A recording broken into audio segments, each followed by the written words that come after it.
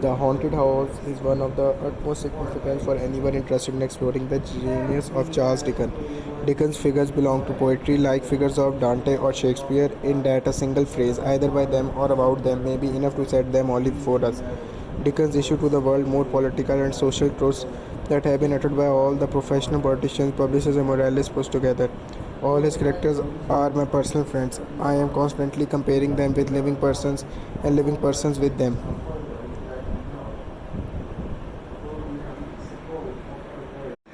Under none of the accredited ghostly circumstances and environed by none of the conventionally ghostly surroundings did I first make acquaintance with the house which is the subject of the Christmas feast. I saw it in daylight with the sun upon it. There was no wind, no rain, no lightning, no thunder, no awful or unwanted circumstance of any kind of heightened in effect.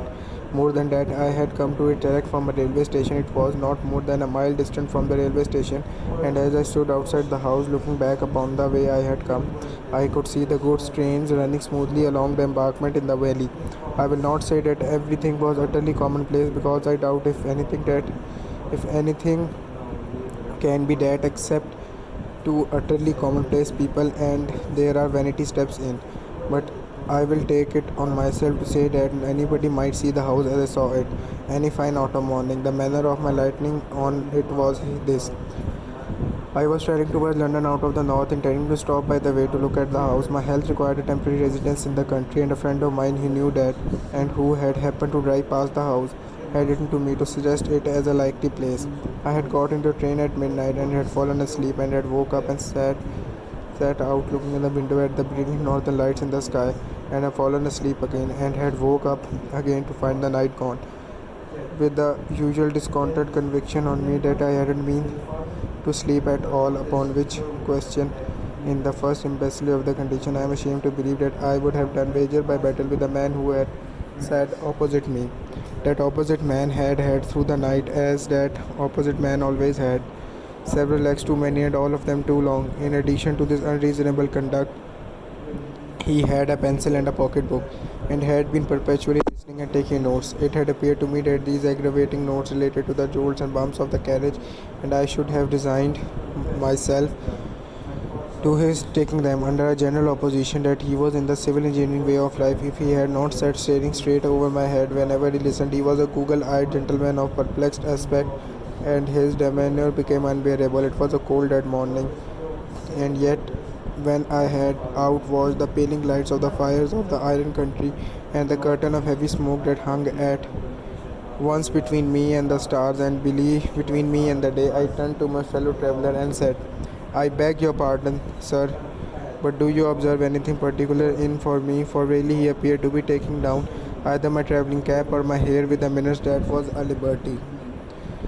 The google-eyed gentleman withdrew his eyes from behind me, as if the back of the carriage were 100 miles off, and said with a lofty love of compassion for my significance, "In you, sir, be, sir," said I, growing warm. "I have nothing to do with you," returned the gentleman. "Pray let me listen." He enunciated this wall after a pause, and noted it down. At first, "I beg your pardon, sir, but do you observe anything particular in me?" For really appeared to be taken down either my travelling cap or my hair with a minuteness that was a liberty. The google-eyed gentleman withdrew his eyes from behind me, as if the back of the carriage were 100 miles off, and said with a lofty look of compassion for my significance, "In you, sir, I growing warm." "I have nothing to do with you, sir," returned the gentleman. "Pray let me listen." He enunciated this wall after a pause, and noted it down. At first I was alarmed for an express lunatic, and no communication with a guard is a serious position. The thought came to my relief that the gentleman might be what is popularly called a rapper, one of a sect for whom I have the highest respect, but whom I don't believe in. I was going to ask him the question when he took the bread out of my mouth. "You will excuse me," said the gentleman contemptuously, "if I am too much in advance of common humanity to trouble myself at all about it. I have passed the night, as indeed I pass the whole of my time now, in spiritual intercourse." "Oh," said I, something snappishly. "The conference of the night began," continued the gentleman, turning several leaves of this notebook, "with this message: evil communications corrupt good manners." "Sound," said I, "but absolutely new from spirits," returned the gentleman. I could only repeat my rather snappish, "Oh."